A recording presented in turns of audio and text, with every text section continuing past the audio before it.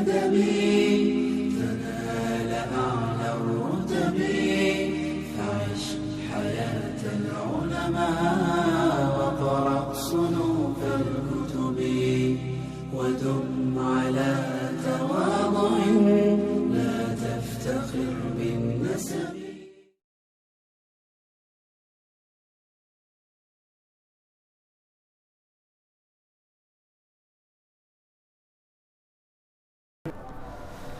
Bismillah.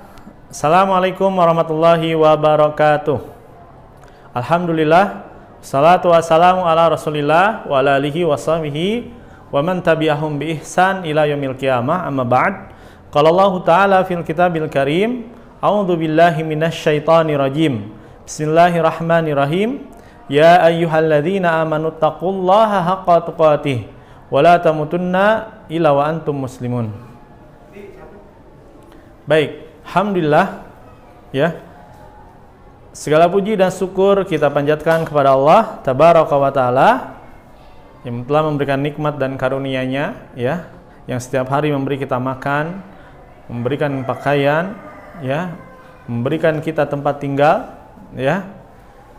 Bagi kita tentunya, dan sudah selayaknya bagi kita selalu memuji dan bersyukur kepada Allah Azza wa Jalla. Ya, dengan cara apa? Cara mengikuti setiap apa yang diperintahkan dan menjauhi apa-apa yang dilarang. Ya. Kemudian salawat seiring salam bagi junjungan kita Nabi kita Muhammad sallallahu alaihi wasallam. Ya. Karena Masya Allah ya, mencintai beliau adalah sebuah kewajiban. Memuliakan beliau, kita bersalawat kepada beliau ketika disebutkan namanya ya, sebaik-baik manusia dan yang paling bertakwa di sisi Allah. Dan kepada para sahabat, para tabi'in, para tabi'ut tabi'in, para salaf salih, dan salah kepada kita selaku umatnya hingga yaumil kiamat kelak. Amin ya rabbal alamin. Baik, kaifa halukum santri-santri Ustaz? Alhamdulillah ya. Baik, insya Allah kita hari ini akan mempelajari tema iman berkaitan dengan gajah. Ayo, santri-santri, tahu nggak surat apa ya yang di Al-Quran yang artinya gajah? Masya Allah ya, ada yang tahu ya, yaitu Al-Fil. Coba Ustaz dengar bacanya ya. A'udzu billahi minasy syaithanir rajim. Bismillahirrahmanirrahim. Alam tara kaifa fa'ala rabbuka bi ashabil fil. Ya. Selanjutnya lanjutkan sama santri-santri ya, karena akan membahas di ayat pertamanya. Yang pertama yang artinya adalah Alam taro kaifa fa'ala rabbuka bi ashabil fil. Tidaklah engkau Muhammad perhatikan bagaimana Tuhanmu telah bertindak terhadap pasukan bergajah. Jadi pasukan-pasukan yang menaiki gajah. Kisah apa yo? Tahu tidak?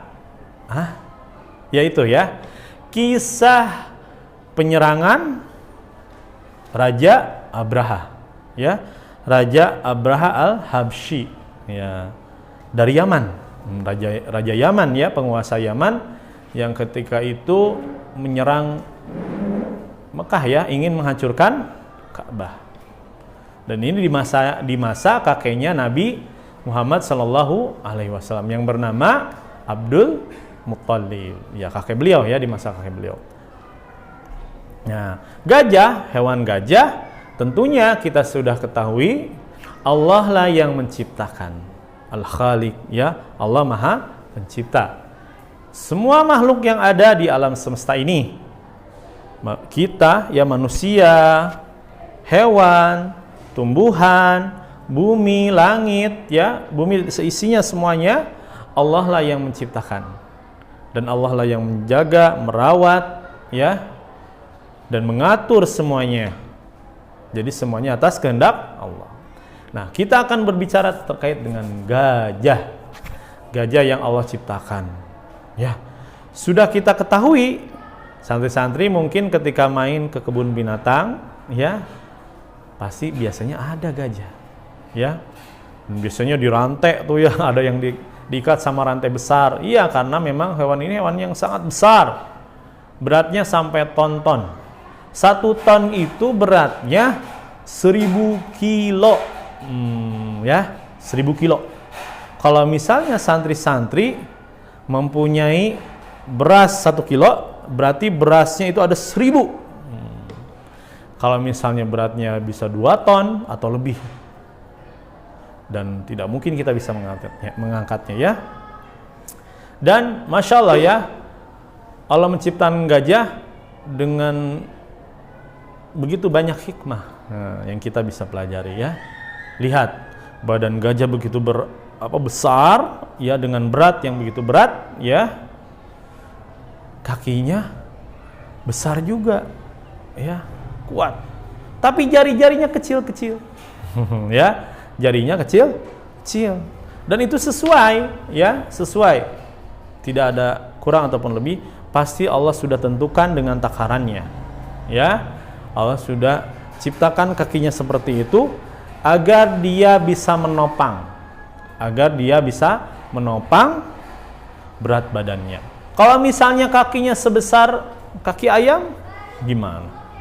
Atau bentuk jari-jarinya panjang, bisa patah ya Naya. Nah, demikian ya, bagaimana Allah menciptakan gajah.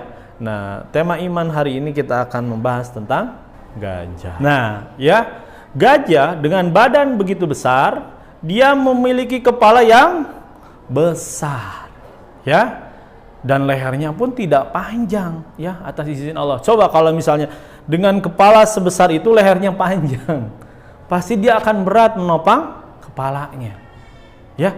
Tapi bagaimana Allah menciptakan, ya, lehernya tidak panjang, ya, agar lebih kuat menahan kepalanya. Bahkan lehernya hampir tidak ada ya, kepalanya menempel ke badannya. Dan gajah itu bukan hewan yang misalnya seperti kambing merundukkan kepalanya ketika makan. Nah, gajah memiliki apa? Ayo, memiliki, Allah ciptakan apa untuk gajah? Nah, belalai ya. Dengan belalai itu, Masya Allah banyak fungsinya. Gajah tidak perlu menurunkan kepalanya ya ketika makan, atau meninggikan kepalanya untuk makan yang tinggi. Tapi dengan belalainya dia mengambil makanan di atas ataupun yang di bawah, atau rumputan atau daun-daunan, karena gajah adalah hewan herbivora, pemakan daun-daunan, rumput-rumputan. Kalau pemakan daging apa? Karnivora, seperti singa, harimau. Nah, itu pemakan daging. Dan lihat, postur tubuhnya pun berbeda. Kalau misalnya gajah itu pemakan daging, dia akan kesulitan untuk berburu dengan badan yang sebegitu besar. Tapi harimau dengan Allah ciptakan lincah. Karena dengan kelincahannya itu, dia bisa mendapatkan makanannya pun dengan cara berlari, menangkap, menerkam, ya, menyergap, nah itu ya.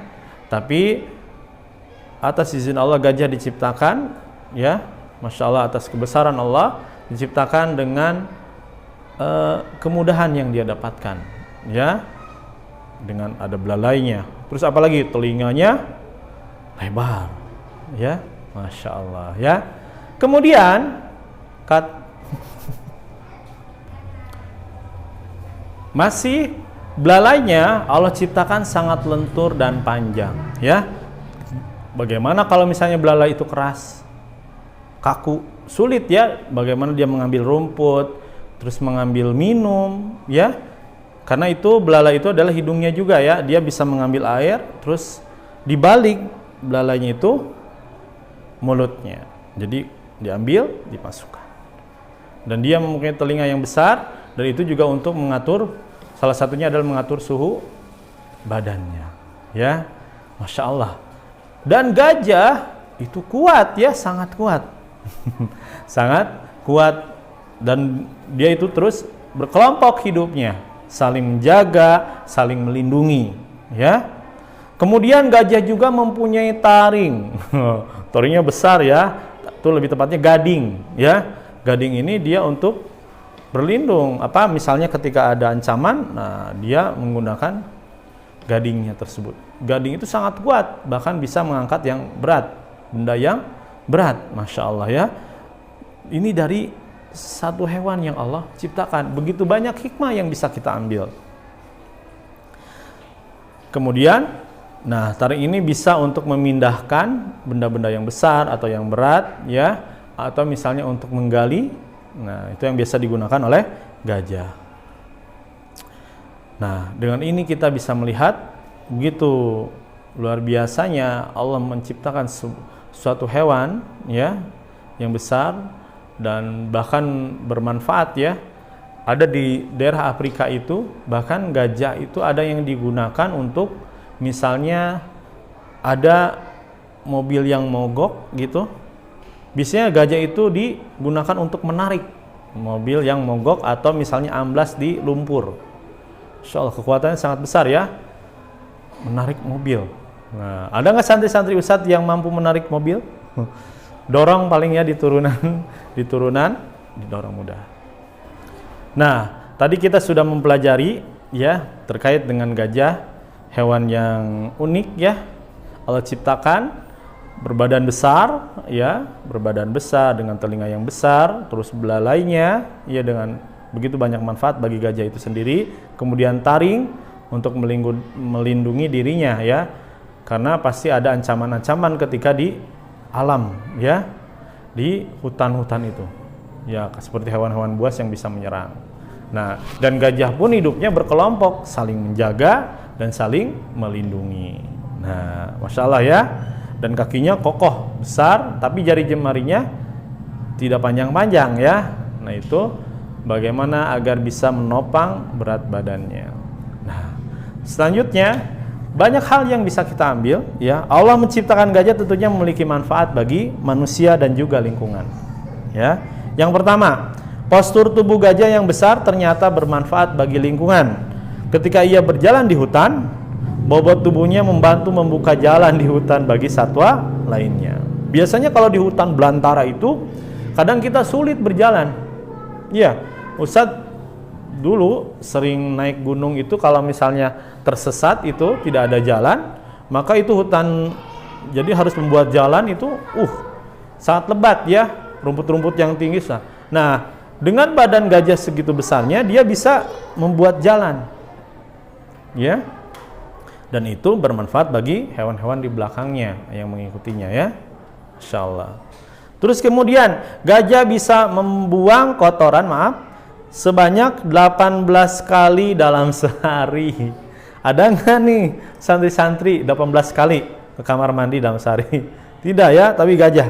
Nah, kotoran yang dihasilkan oleh gajah ini menjadi pupuk alami, ya, bagi tanaman yang ada di hutan. Kemudian yang ketiga, selain ikut menyuburkan tanaman dengan kotoran yang dibuangnya, gajah juga turut membantu menyebarkan, ya, dari setiap apa yang dimakannya. Kemudian diolah, ya, kemudian ketika dia membuang kotorannya itu biji-bijian biasanya ketika tersebar itu masih bisa tumbuh, ya, Masya Allah, ya. Terus kemudian apa kemampuan gajah? Tadi itu manfaat, ya, sekarang kemampuan gajah. Ustaz tadi disinggung gajah itu hewan yang kuat, ya. Gajah dapat berjalan puluhan kilometer, Masya Allah, ya, tanpa air minum, ya. Kalau manusia itu masih terbatas, ya, nak, kecuali kalau misalnya kita sudah terbiasa menjadi seorang atlet gitu, ya, berjalan dengan jauh misalnya sehari atau 2 malam. Tapi kalau kita manusia yang jarang berlatih biasanya tidak kuat, ya. Tapi gajah bisa berjalan puluhan kilometer tanpa air minum. Kemudian gajah dapat mendengar dari jarak puluhan kilometer. Oh, telinganya besar, ya. Jadi ketika ada, ya, gajah di kelompoknya dalam keadaan berbahaya, nah itu nanti terdengar, ya. Dia mendengar ketika gajah yang lainnya meminta tolong, dan tentunya dengan wallah alamnya dengan bahasa binatang tersebut yang dipahami sama gajah tentunya ya. Terus gajah yang beratnya mencapai 100 kilo ternyata dapat menampung lebih dari yang kita kira. Ya. Terus keempat, seekor gajah dapat memperbesar diameter belalai. Jadi belalainya itu bisa besar dengan melebarkan lubang hidungnya. Tuh, ujungnya kan lubang hidungnya dia untuk bernapas ya. Dan yang kelima, gajah termasuk hewan yang suka berkelompok ya. Nah, itu tadi ya, berkelompok berjamaah ya. Pada saat mereka berjalan bersama saling mengaitkan ekor dan belalainya agar tidak tersesat. Jadi di depan ikutin, terus belalainya memegang ekor gajah yang di depannya. Dia berkelompok, saling menjaga, ya. Dan tentunya kita pun harus seperti itu ya nak, bisa mempelajari. Kita harus saling menjaga sama saudara kita, sama muslim, selama mukmin, ya, saling melindungi, saling menjaga hak-haknya. Terus adab dan akhlak yang harus kita lakukan ada dua. Yang pertama, tidak mengganggu habitat gajah. Ya, tidak boleh mengganggu, apalagi sampai merusak. Ya. Kemudian menjaga dari perburuan liar.